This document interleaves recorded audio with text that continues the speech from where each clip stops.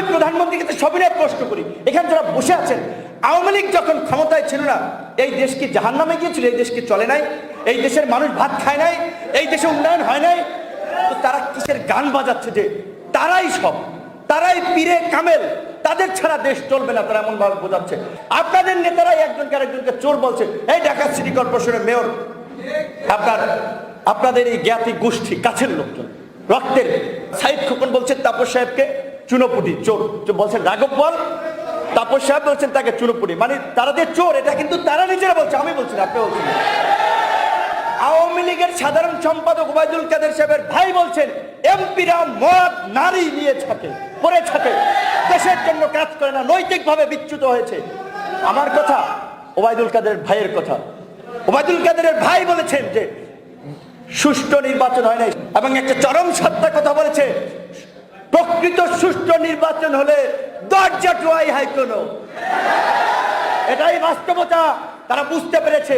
আরেকজনে দেখেন নিক্সন চৌধুরী, তিনি বলেছেন বাংলাদেশে একটাই নির্বাচন হয়েছে, সেটা হচ্ছে ফরিদপুরের ভাঙ্গায়। তারাই বলছে নির্বাচন একটা জায়গা হয়েছে, তার ওই জায়গায় আর কোনো জায়গায় নির্বাচন হয়নি।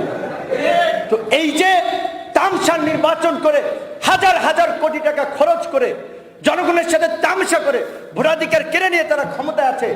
আর আমি বলবো যে আমাদের রাজনৈতিক দলগুলো কাণ্ড জ্ঞানহীন ভাবে এই অবৈধ সরকারকে বৈধতা দিতে তারা যে নির্বাচনকে তারা বর্জন করছে, নাকে খত দিয়ে সংসদে গিয়েছে। সোজা কথা ঘোষণা দেন যে এই অবৈধ নির্বাচন কমিশনার, দলকানা নির্বাচন কমিশনার, ছাত্রলীগ মার্কা নির্বাচন কমিশনার, উনি ছাত্রলীগের নেতা ছিলেন, জনতার মঞ্চের অ্যাক্টিভিস্ট ছিলেন, সেই দলকানা ব্যক্তি নির্বাচন কমিশনের কোন নির্বাচনে যাব না আমরা, রাজনৈতিক দলগুলো সিদ্ধান্ত। কাজে আমার দেশের সরকারি কর্মকর্তা কর্মচারীরাও যেন বলতে পারে আমরা কোনো ভোট চোর, স্বৈরাচার, ফ্যাসিবাদের আদেশ কায়েম করার জন্য চাকরি নেই নাই। আমরা জনগণের ভোটে যারা নির্বাচিত হবে তাদের আদেশ পালন করার জন্য আমরা চাকরি নিয়েছি। আজকের এই বক্তব্যের শুরুতেই আমরা স্মরণ করছি যে আমাদের এই 69-এর গণ অভ্যুত্থানের অন্যতম মহানায়ক, ছাত্রনেতা, শ্রমিক নেতা, কৃষক নেতা আসাদকে আমাদের, কারণ তিনি অনেকে ভেবে থাকতে পারেন যে তিনি ছাত্রনেতা ছিলেন, বা অনেকে যদি না জেনে থাকেন ইতিহাস সঠিকভাবে, অনেকে হয়তো না জানলে কিন্তু এটা আমাদের ভুল হবে, তিনি শুধু ছাত্রনেতাই ছিলেন না। যে কিছুক্ষণের পূর্বেই বক্তব্যে যে আমাদের রুবেল ভাই যেটি বলেছিলেন হাট হরতাল, সেই কৃষকদেরকে হাট হরতালে সংগঠিত করতে মৌলানা ভাসানী তার এই বিশ্বস্ত শিষ্যদেরকে পাঠিয়েছিলেন গ্রামগঞ্জে, তারা ছড়িয়ে ছিটিয়ে গ্রামগঞ্জে কৃষক, শ্রমিক সবাইকে সংগঠিত করেছিল। এবং তার পরিপ্রেক্ষিতেই সেই 69-এর গণঅভ্যুত্থান একটা চূড়ান্ত পর্যায়ে একটা রূপ লাভ করেছিল। 6 দফাকে বলা হচ্ছে বাঙালির মুক্তির সনদ, আমরা অস্বীকার করি না, কিন্তু আপনাদেরকে এই কথাও বলতে হবে যে 6 দফা দিয়েছেন 66 সালে, কিন্তু 69-এর আগ পর্যন্ত 6 দফাকে কিন্তু ওইভাবে 6 দফাতে মানুষ সংগঠিত হয়নি, 6 দফা মানুষের কাছে পৌঁছায়নি ওইভাবে, বা 6 দফাকে মানুষ ওইভাবে ধারণ করতে পারে নাই। 3 বছর ছিল 66 থেকে 69, যখন ছাত্ররা যখন 11 দফা দিয়েছিল তখন মানুষ ছাত্রদের কথা শুনেছিল, কারণ ওই সময় ছাত্ররাই জাতীয় নেতৃত্বের জায়গা থেকেও জাতীয় সংকট মোকাবিলায় ছাত্ররাই কিন্তু অগ্রণী ভূমিকা পালন করেছিল। তো আজকে 6 দফাকে হাইলাইট করা হচ্ছে, 11 দফাকে ওইভাবে আনা হচ্ছে না। রুবেল ভাই যেটা বলেছেন, আমরা অত্যন্ত ব্যথিত যে এই প্রজন্মের একজন মানুষ হিসেবে যে আজকে মানুষ এতটা বিবেকহীন হয় কিভাবে, এতটা বেঈমান হয় কিভাবে, ইতিহাসকে তারা মুছে দিতে চায়, ইতিহাসকে নিজের মতো করে লিখতে চায়। আজকে বলেছেন যে জাতীয় পত্রিকাগুলোতে প্রথম পৃষ্ঠায় নাই 69-এর গণ অভ্যুত্থান। এই 69-এর পূর্বের বক্তারা বলেছেন 69-এর গণ অভ্যুত্থান না হলে শেখ মুজিবুর রহমান বঙ্গবন্ধু হতেন না, ফাঁসির কাষ্ঠ থেকে হয়তো মুক্ত পেতেন না, 69-এর গণ অভ্যুত্থান না হলে 70-এর নির্বাচনে আওয়ামী লীগ জয়লাভ করতো না, এবং 70-এর নির্বাচন না হলে হয়তো মুক্তিযুদ্ধ হতো না। এই ক্রেডিট কি আওয়ামী লীগের? আওয়ামী লীগের নয়। এই ক্রেডিট যদি দিতে হয়, এই সংগঠকের যদি স্বীকৃতি দিতে হয়, সর্বপ্রথম স্বীকৃতি দিতে হবে মাওলানা আব্দুল হামিদ খান ভাসানীকে। কিন্তু আপনারা দেখেছেন মাওলানা হামিদ খান ভাসানীকে ওইভাবে কেউ স্মরণ করে? এর আগে একজন ছাত্রনেতা বলেছিলেন যে মাওলানার দল চুরি করেছে আওয়ামী লীগ, প্রতীক চুরি করেছে বিএনপি, মানে একটা কথা বলেছিলেন যে আদর্শটাকে তারা কেউ চুরি করতে পারে নাই। কারণ আদর্শের রাজনীতি তারা করছে না। যেটা বলছে সেই আজকের যদি এই ভোট ডাকাতির ইতিহাস আমাদেরকে আলোচনা করতে হয়, ভোট চুরির কথা বলতে হয়, স্বাধীন বাংলাদেশে ৭২ সালে ভোট ডাকাতি শুরু হয়েছে ডাকসু নির্বাচনের ব্যালট বাক্স ছিনতাইয়ের মাধ্যমে। সেই ভোট চুরির জন্য, ভোট ডাকাতির জন্য কারা দায়ী ছিল সেগুলো আজকে জনগণকে প্রশ্ন করতে হবে। সেই ভোট ডাকাতি, ভোট চুরি সেই ৭২ থেকেই শুরু হয়েছিল ঢাকা বিশ্ববিদ্যালয়ের ডাকসু নির্বাচনের মধ্যে দিয়ে, যার চূড়ান্ত পরিণতি আজকে বাংলাদেশের মানুষ ভোট দিতে পারছে না। সুতরাং এই ভোট ডাকাতি কিংবা ভোট চুরি, ভোট ছাড়া ক্ষমতায় থাকার ইতিহাস এই ২১ সালেই কিংবা ১৯ সালে, ১৮ সালে প্রথম সেটা নয়। কিন্তু কিভাবে এই ভোট চোররাও প্রাতিষ্ঠানিকভাবে ভোট চুরি করার রাস্তাকে পাকাপোক্ত করলো, তার জন্য দায়ী অবশ্যই আমি বলবো যে যারা যুদ্ধ করেছেন তাদের সীমাবদ্ধতা ছিল, কিন্তু তাদেরকে ব্যর্থতার দায় কিছুটা নিতে হবে। আপনারা মুক্তিযুদ্ধ করেছেন জীবন বাজি রেখে, আপনাদেরকে আমরা বিনম্র শ্রদ্ধা প্রকাশ করি। আপনাদের কথা আজীবন আমরা, প্রজন্মের পর প্রজন্ম আপনাদের ইতিহাস বলবে, কিন্তু ব্যর্থতার দায়ও কিছুটা আপনাদেরকে নিতে হবে। আপনারা আমাদেরকে একটা ভূখণ্ড দিয়েছেন, কিন্তু সেই ভূখণ্ডটা কিভাবে চলবে? রুবেল ভাই বলেছেন যে মানুষ শুধুমাত্র একটা ভূখণ্ড পাওয়ার জন্য যুদ্ধ করে নাই, মুক্তির জন্য যুদ্ধ করেছিল। তার অর্থনৈতিক মুক্তি চেয়েছিল, বৈষম্য থেকে মুক্তি চেয়েছিল, নিপীড়ন থেকে মুক্তি চেয়েছিল। আজকে কি আমরা সেগুলো থেকে মুক্ত হতে পেরেছি? হতে পারি নাই। আজকে যে ভাওতাবাজির রাজনীতি দিয়ে ৪৯ বছর মানুষকে বারবার প্রতারণা করেছে, কারণে রাজনৈতিক দলগুলোর প্রতি মানুষের এখন আর বিশ্বাস নাই, বাস্তব কথা, সত্য কথা। সে কারণে হয়তো অনেকে রাজনৈতিক দলগুলোর ডাকে এখন আর আসতে চায় না। কিন্তু আমরা যারা কাজ করছি, আমাদের প্রতিও তাদের আস্থা বিশ্বাসের কিছুটা ঘাটতিও রয়েছে, অস্বীকার করা রয়ে নাই। পরিপূর্ণ বিশ্বাস করতে পারছে না যে এরা যে আহ্বান জানাচ্ছে শেষ পর্যন্ত এরা কোন দিকে কি যাবে সেটি নিয়ে মানুষ ভাবছে। কারণ সেই জায়গা থেকে আমি মনে করি যে আজকে যারা বাংলাদেশকে নতুন করে বিনির্মাণ করতে চায়, মুক্তিযুদ্ধের আকাঙ্ক্ষার বাংলাদেশ বিনির্মাণ করতে চায়, মুক্তিযুদ্ধের অসমাপ্ত কাজকে সমাপ্ত করতে চায়, সাম্য মানবিক মর্যাদা নিশ্চিত করে, ন্যায় বিচার নিশ্চিত করে বৈষম্যহীন একটা গণতান্ত্রিক সমাজ ব্যবস্থা বিনির্মাণ করতে চায়, তাদেরকেও পরীক্ষা দিতে হবে, ত্যাগ স্বীকার করার মাধ্যমে পরীক্ষা দিতে হবে, রাজপথে লড়াই সংগ্রাম করার মাধ্যমে পরীক্ষা দিতে হবে। এবং আমি মনে করি যে আমরা সেই পরীক্ষার মধ্যে দিয়ে যাচ্ছি। আজকে একটা গুরুত্বপূর্ণ আলোচনা হচ্ছে, এখানে ইলেকট্রনিক মিডিয়া দেখেছেন কয়টা আছে? নাই। প্রিন্টেড মিডিয়া হয়তো ২-৩টা থাকতে পারে। এবং আরেকটা কথা আমাদের মুক্তিযোদ্ধা নঈম জাহাঙ্গীর ভাই বলেছেন যে ভারত মুক্তিযুদ্ধে আমাদেরকে সহযোগিতা করেছে। ভারত বাংলাদেশ যেমন ভারতের প্রতি কৃতজ্ঞ, ভারতেরও বাংলাদেশের প্রতি কৃতজ্ঞ থাকা উচিত। কারণ তারা শুধুমাত্র বাংলাদেশের মানুষকে মুক্ত করার জন্য কিংবা বাংলাদেশের মানুষকে রক্ষা করার জন্যই তারা মুক্তিযুদ্ধে সহযোগিতা করেন নাই। তারা এই অঞ্চলকে বিচ্ছিন্ন করতে চেয়েছিলেন। তাদের একটা রাজনৈতিক অর্জন, রাজনৈতিক শক্তির সঞ্চয় করার জন্য তাদেরও সেরকম একটা সিদ্ধান্ত ছিল। কিন্তু আমরা দেখলাম সেই মুক্তিযুদ্ধের পরে সেই ভারত বাংলাদেশকে তিলে তুলে শুষে নিয়েছে এবং এখন পর্যন্ত বাংলাদেশের রাজনীতির কলকাঠি ভারত নাড়তে চায়। আজকে বলছি যে এখানে কথাটা না বললেই নয়, আবার বলতে হয়। অনেকে বলে যে পোলাপান মানুষ যা বলি সব বইলা ফেলায়। বাংলাদেশের একটা স্বনামধন্য পত্রিকার সম্পাদক একবার শুভেচ্ছা বিনিময় করতে গিয়েছিলাম, তার সাথে তিনি বলেছিলেন, তোমাকে আমি ছোট বয়সে দুটো সাজেশন দিই। এটা হচ্ছে শেখ হাসিনার বিরুদ্ধে কথা বলা যাবে না, আর অন্যদের বিরুদ্ধে যাই বলো।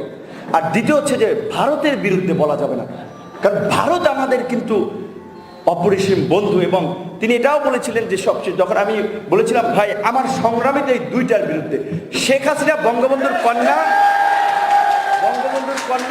রেসপেক্ট করি, গণভবনে গিয়েছিলাম, রেসপেক্ট করেছি, দেখিয়েছি। একটু প্লিজ প্লিজ প্লিজ এই ঘরের মধ্যে স্লোগান দেন। এখানে এখানে স্লোগান দিয়ে খুব উত্তেজিত করে লাভ নাই, এখানে আমরাই স্লোগান দিতে হবে রাজপথে।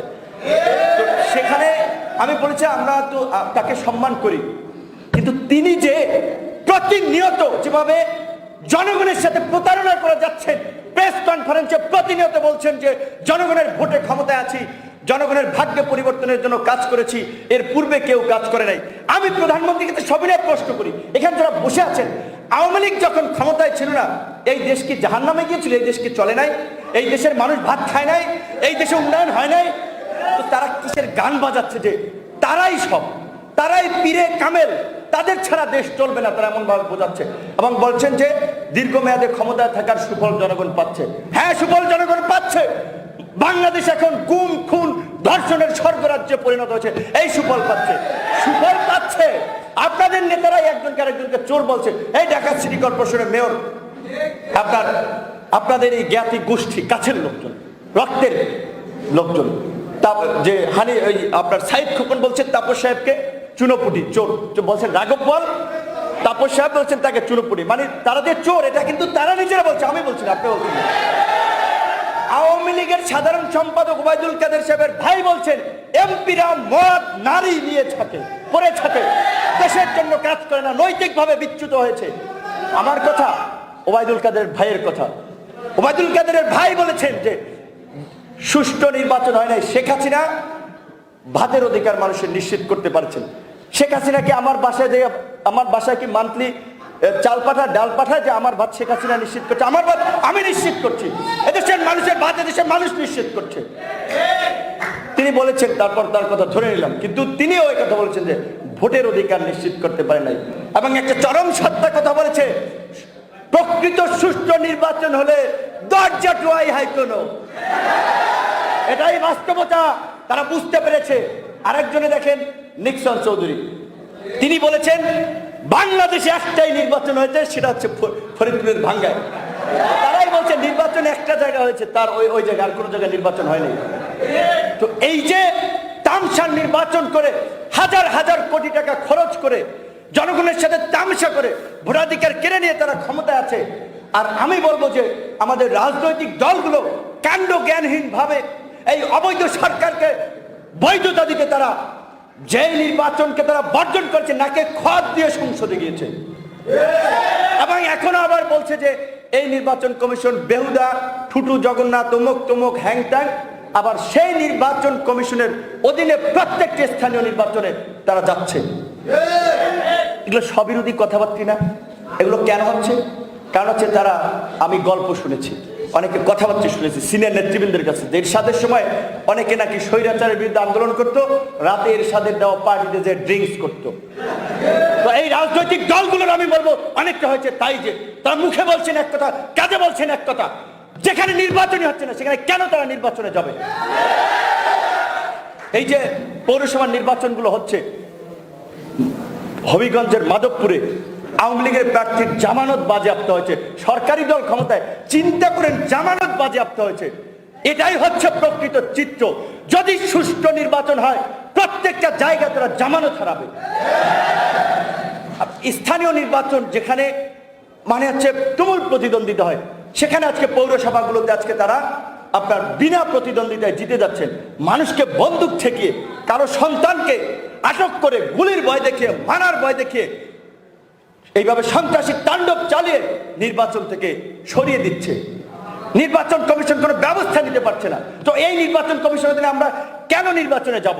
তাই আমার রাজনৈতিক দলগুলোর প্রতি আহ্বান থাকবে, হয়তো কথায় যদি কষ্ট পেলেন, দুঃখ পেয়ে দেখেন, আক্রমণ হিসেবে নিয়ে থাকেন, আমি বলবো আক্রমণ হিসেবে না। যদি পরিবর্তন চান, হঠাৎ করেই তো গণ আন্দোলন গড়ে উঠবে না, ইস্যু তৈরি করতে হবে। নির্বাচন বর্জন করেন সবাই যারা গণতন্ত্রের পক্ষের কথা বলেন, গণতান্ত্রিক শক্তি হিসেবে দাবি করেন। একটা সোজা কথা ঘোষণা দেন যে এই অবৈধ নির্বাচন কমিশনার, দলকানা নির্বাচন কমিশনার, ছাত্রলীগ মার্কা নির্বাচন কমিশনার, উনি ছাত্রলীগের নেতা ছিলেন, জনতার মঞ্চের অ্যাক্টিভিস্ট ছিলেন, সেই দলকানা ব্যক্তি নির্বাচন কমিশনের কোন নির্বাচনে যাব না আমরা, রাজনৈতিক দলগুলো সিদ্ধান্ত। এবং অনেকগুলো ইস্যু ধরে ধরে লাইন আনতে হবে সরকারকে। সরকার বেলাইনে চলে গেছে। কিসের শেখ হাসিনার পতন ঘটাইবেন, সরকারের পতন ঘটাইবেন? করোনাকালীন সময়ে একজন স্বাস্থ্যমন্ত্রী পেপার পত্রিকাগুলো ভালো করে প্রচার করেছে যে তিনি তার এপিএসটার পুত্র দুর্নীতির সিন্ডিকেটের সাথে জড়িত। আমরা টুকটাক কথা বলেছি, ছোটখাটো আন্দোলন করেছি। এক স্বাস্থ্যমন্ত্রীকে সরাইতে পারলে তাহলে কিসের সরকার সরাইলেন? একটা জায়গা থেকে সফলতা শুরু করতে হবে। যদি স্বাস্থ্যমন্ত্রীকে সরাতে আমরা পারি নাই, আমরা কথা বলেছিলাম, সাকিব ভাই সহ আমরা ছোট সংগঠন আমরা দাঁড়িয়েও ছিলাম। অন্যান্য দলগুলোকে দেখেছেন, এরা খালি টেলিভিশন টকশোতেই খালি লুটপাট হচ্ছে, দেশে টাকা বাইরে চলে যাচ্ছে, তার জন্য রাজপথের কর্মসূচি কোথায়? সচিবালয় ঘেরাও কোথায়? আইন শৃঙ্খলার অবনতি হচ্ছে, ধর্ষণের সরবরাহ হচ্ছে, গুম খুন হচ্ছে।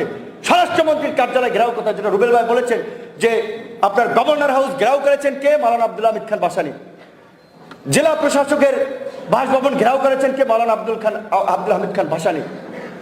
এই সমস্ত বিভিন্ন দাবি দেওয়া কেন্দ্রিক আন্দোলন করতে করতেই তো একটা গণ অভ্যুত্থান তৈরি হয়েছে।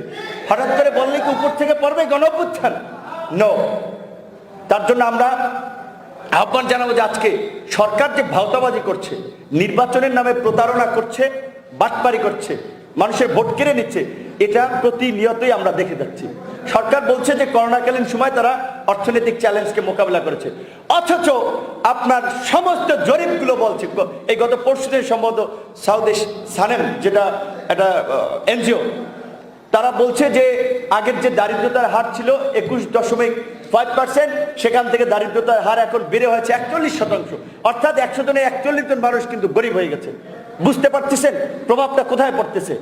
তারপরে আপনার এই যে ছোট একটা ঘটনা নিয়ে টেলিভিশনগুলো খুব আলোচনা করছে, পৌরসভার আপনার কুষ্টিয়ার 100% ভোট পড়েছে। আজকে আপনার কি একটা পৌরসভার ভোট নিয়ে আলোচনা করেন? জাতীয় নির্বাচনে 213টি সেন্টারে তো 100% ভোট পড়েছে।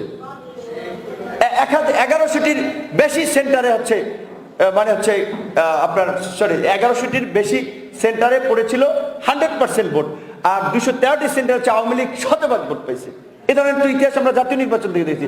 এই তাদের অধীনে আপনি কিভাবে আশা করেন যে একটা ফেয়ার নির্বাচন হবে? সেজন্য আমরা সকল গণতান্ত্রিক আর যে এই বললাম যে আজকে প্রথম বক্তব্যে যে এখানে এরকম একটা তাৎপর্যপূর্ণ প্রোগ্রাম হচ্ছে, আমাদের মিডিয়াগুলো ওইভাবে প্রচার করছে না কেন? তা জানছে যে এখানের যে তাদের স্লোগান হচ্ছে ইস্টাবলিশমেন্টের বিপরীতে, যে এই যে প্রাতিষ্ঠানিক যে দুর্বৃত্তায়ন রাজনীতির, আমরা বলছি এটার পরিবর্তন করতে হবে।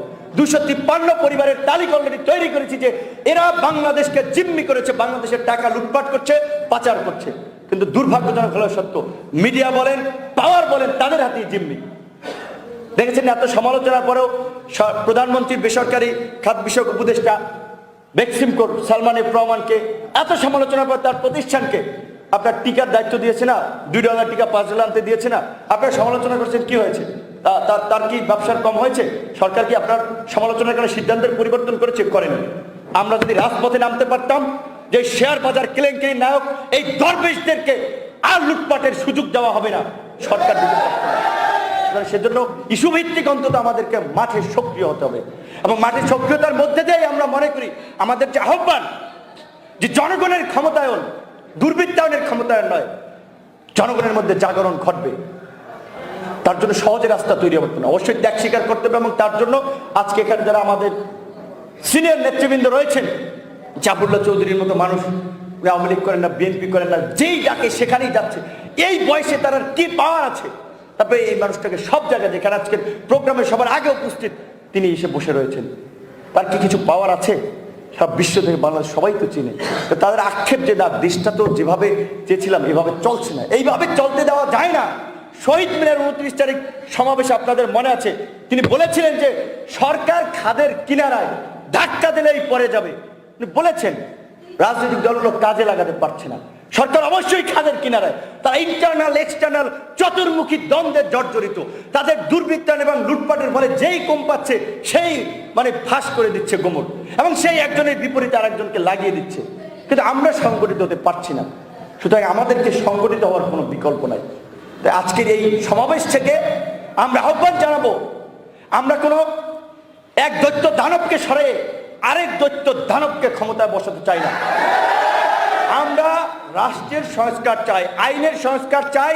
সাংবিধানিক প্রতিষ্ঠানগুলোকে যেভাবে আমেরিকার প্রতিষ্ঠানগুলো যেভাবে বলতে পারে, যে আমেরিকার জেনারেলরা যেভাবে যে ট্রাম্পের উন্মত্ততার কারণে যে আমরা কোনো রাজা রানীকে রক্ষা করার জন্য শপথ নেই না, আমরা আমেরিকার মানুষ এবং আমেরিকার সংবিধানের মূল্যবোধকে রক্ষা করার জন্য শপথ নিয়েছি। কাজে আমার দেশের সরকারি কর্মকর্তা কর্মচারীরাও যেন বলতে পারে আমরা কোনো ভোট চোর, স্বৈরাচার, ফ্যাসিবাদের আদেশ কায়েম করার জন্য চাকরি নেই। আমরা জনগণের ভোটে যারা নির্বাচিত হবে তাদের আদেশ পালন করার জন্য আমরা চাকরি নিয়েছি। আমরা কোনো দুর্বৃত্ত দুর্নীতিবাজকে রক্ষা করার জন্য চাকরি নেই নাই, আমরা জনগণকে, প্রজাতন্ত্রের কর্মচারীদেরকে রক্ষা করার জন্য চাকরি নিই। সেই আইন বানাতে হবে, সেই প্রতিষ্ঠান বানাতে হবে, সেই আদালত বানাতে হবে, যে আদালত আমেরিকাতে যেমন ট্রাম্পের মামলা খারিজ করে দেয়, এখানেও তেমনি ভাবে শেখ হাসিনারও অন্যায় অপরাধকে যেন অপরাধ হিসেবে গৃহীত করে মামলায় রজ্জু করতে পারে, কিংবা তার বিরুদ্ধে যদি অন্যায় হয়, কিংবা বিরোধী রাজনৈতিক দল মতে নেতাকর্মীদের বিরুদ্ধে যদি অন্যায়ভাবে কোনো মামলা করে সেটাও যেন আদালত খারিজ করে দিতে পারে। সেইভাবে স্বাধীন আদালত আইন ব্যবস্থা গড়ে তুলতে হবে, সেটা আমাদের দেশে নাই। কাজেই সেক্ষেত্রে আমি বলবো রাজনৈতিক বক্তব্য বিবৃতির পাশাপাশি আমরা ক্ষমতায় গেলে কিভাবে রাষ্ট্র কাঠামোর পরিবর্তন করব, মানুষের জন্য কি করব, শ্রমিকের জন্য আমার দর্শন কি হবে, শিক্ষকদের প্রশ্নে আমার দর্শন কি হবে, বিশ্ববিদ্যালয়গুলো, যে বিশ্ববিদ্যালয়গুলোকে বলা হয় গণতন্ত্র চর্চার উর্বর ভূমি, সেই বিশ্ববিদ্যালয়গুলোতে সেই 90-এর স্বৈরাচার বিরোধী আন্দোলনের মাধ্যমে একবার গণতন্ত্রের একটা যাত্রা শুরু হলেও যারা ক্ষমতা এসেছিল সেদিন তারাই ছাত্র সংসদ নির্বাচনগুলো বন্ধ করে বিশ্ববিদ্যালয়গুলোকে গুন্ডামি মাস্তানির মাধ্যমে একটা সন্ত্রাসী প্রভাব সেখানে কায়েম করেছে। তাদেরকে মুক্ত চিন্তা করতে যাচ্ছে না। এখানে ছাত্রটা গোলাম মোস্তফা বলেছেন খুলনা বিশ্ববিদ্যালয়ে 2 জন ছাত্রকে বহিষ্কার করেছে 2019 সালের সম্ভবত আন্দোলনে যুক্ত থাকার অভিযোগে, 21 সালে এসে বহিষ্কার। মানে হচ্ছে ওই সময় আন্দোলন ছিল, পাবলিক সেন্টিমেন্ট ছিল, ছাত্ররা সংগঠিত ছিল, তখন কিছু বলেনি। এখন একটু আন্দোলনটা স্থগিত হয়েছে, করোনার মধ্যে ক্লাস নাই, বহিষ্কার করছে, এবং সেখানে 3 জন শিক্ষককেও বহিষ্কার করা হচ্ছে। এরা বিশ্ববিদ্যালয়ের প্রশাসন হিসেবে কারা দায়িত্ব পালন করছে চিন্তা করেন।